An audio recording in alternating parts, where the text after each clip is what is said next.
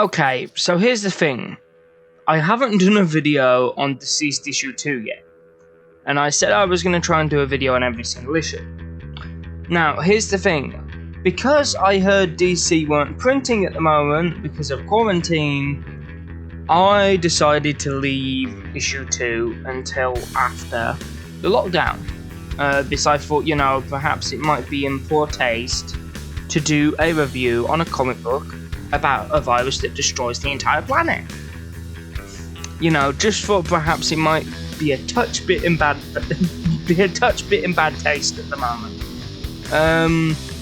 But I was sat here minding my own business during lockdown, and every now and again I've looked on the DC app, and it's been like, this Batman adventure continues, little thing on the side, like a few small web series, right? That are, digital first, a few smaller series. I mean, I'm not trying to knock Batman the Adventures Continues.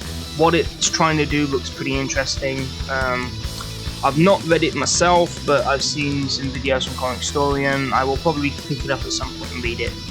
Do a review for you when I do. But the point is, I checked last night, and DC came up to me, right? And this is the visual metaphor for what they did. They clocked me around the goddamn jaw. Because when I checked, not only was there a Veteran Nat Rules issue, because I'd also missed the last one as well, because I'm pretty sure my last one, I'm pretty sure 44 or something like 44 or 45 is currently sat in my folder because the lockdown happened before I went to go collect it. So yeah. The next thing is there was DCeased Unkillables issue 3 in there, and there was also the first part of a digital first DC series called Hope at World's End, and I'm like, well, crap, DC. Could you have not maybe give us some announcement? Are you starting printing again? What's going on here? What's the deal? What's the game? I'm cautiously optimistic that they might be starting to print again, but I'm not sure how relevant that is to any of you, because my comic book shop is still closed. So even if they do start printing again, it just means I'm going to have a bit of a backlog on my folder, which, I'm going to have to hunt down myself. I picked up issue 3 on my tablet. But anyway, let's get into this. Enough about real world events. Let's talk about the comic book itself.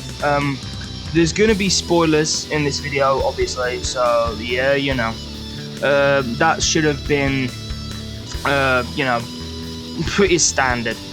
And, well, I'm going to first talk about issue 2, as I've not spoke about issue 2. Okay, it's nice to know Tom Taylor remembers Jason and Rose were a couple, even if Scott Lobdell, the person who wrote it, can't remember that. Like, seriously. I also thought it was kind of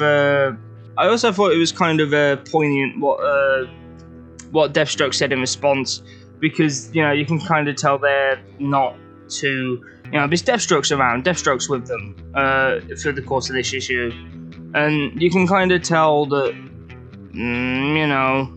there's a bit of awkwardness there, because and then Slade just basically says to, I can't remember if it was Jason or Rose without double checking, hey look, there's not much happiness around these days, nudge nudge kind of thing. It's a bit like, if you two are happy at the moment, I really don't care, like basically what Slade is saying. And you kind of like, I thought when that happened and the end of issue 2 happened, I thought, oh crap, one of these two are gonna die next issue. In comic books, if someone's happy, you get scared. That's that's always kind of been the idea. But anyway, moments after that happens, oh, by the way, I've heard several people say on reviews they're taking inspiration from Titans for that, and no, it's not. It was in the comics first. It was from one of the last couple of issues of Red Hood and Outlaws from the New 52. there was dialogue between the two of them that implied a history. Anyway, next. Where was I? Yeah, okay. And basically after that, the zombies kind of break in because Bane gets infected by Mirror Master, and Bane, you know, kind of, he lets them all in, and that's where we pick up for the next issue. So basically, they're fighting off the zombies. We get a bit of banter. Jim's saying, quickly everyone move to the end of the corridor, we can create a kill box. And Deathstroke's like, ooh, Jim Gordon created a kill box. I like this. This sounds like the kind of person I can get on with. And it's a bit like, you know, you kind of, one thing I like about issue 2 and issue 3, you see a different side to pretty much every single one of these characters. Like, Deathstroke, you see him actually give a damn about people around him for once, which, you know, is negligible, but sometimes Slade can be a bit of a, you know. You get to see Jim be a leader. He takes on the leadership role. He kind of reminds me of Rick from The Walking Dead, or Lee from the first season of the Telltale game. He's the guy that steps up and is like, okay, right, I'm going to take control of this situation, or else we're all going to end up dead. You know, like, he's the guy who calls the shots, which, very nice that Jim's the guy to do that. You also get, like, Cheetah and that she gets really protective of these kids, and that comes into it in issue 3. And, like, there's this one bit where, like, okay, so the orphanage gets trashed that they're staying in at the end of, like, because of what happens at the end of issue 2 and the start of issue 3. And Jason, Jim, Rose, and Deathstroke find talking, and they're a bit like, "Hey, what the hell do we do now? This place is trash. We can't stay here." And Jim suggests, I think it's Jim. This is bad. I read it last night, and I can't remember every single little detail, but probably a reflection of the fact that I'm tired, because I got up at an odd time today. Quarantine messes me with sleeping schedule. Anyway, rambling. I think it's Jim. Yeah, Jim suggests they make it to the garden in Gotham City. And, like, if you've read the original DCeased, you know the garden is run by Ivy and Harley and that, and it's kind of like a bastion for survivors. And, like, so they get the kids all on the buses. Jason and Rose take point with the Batmobile, and they kind of try and make their way towards the garden. Everything starts running smoothly, until Slade's driving one of the buses and Mirror Master comes out of the rearview mirror and swipes at him. And it looks like he catches his eye until his healing factor kicks in. And then, like, Deathstroke obviously realising what's happened, he yells back to everyone, "Shatter the windows now!" And unfortunately, it's too late, because before they get a chance to shatter all the windows, Mirror Master grabs through and grabs one of the kids and drags him through. Then he tries to grab one of the other kids, and Cheetah's just like, no, and literally, I'm pretty sure looking at the art, she, like, sticks her claw through his head. And, like, it's one thing about a DCeased. It can have some really good art, but god damn, it's disgusting sometimes. Like, it's got the same kind of thing as Telltale The Walking Dead, stuff like that, where sometimes the art can look really good and really beautiful, and other times it's really gungy and really disgusting. And, like, I think they've done a really good job of kind of capturing the whole zombie kind of movie game kind of look, which, you know, coming from a team of people that normally write superhero comics, it's, you know, they captured the tone and atmosphere pretty well.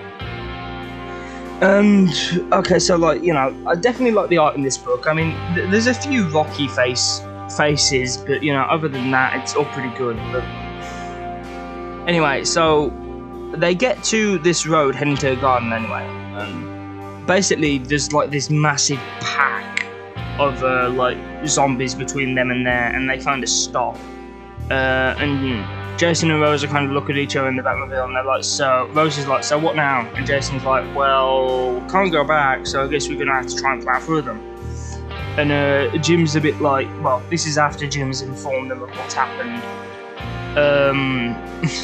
Actually, speaking of that bit with Cheetah, there's quite a funny bit where Cheetah, like, the girl, like, starts ruffling her hair and that, like you do a cat, and is like a good kitty, and then everyone looks at her like, oh, and then she looks back and she's like, she's the only one who gets to call me that. Like, this really tough guy, like, imagine, like, a really tough guy biker in a bar, you know, that his mom calls him on the phone and says this really cute pet name, and then you call it him, and then he looks at you and he's like, you call me that, I'll break your hand, she's the only one who gets to call me that. It's very much that kind of thing, but it's played off in a way where it's very funny. And no, it's a lot funnier in the comic than me describing it to you, that's for sure.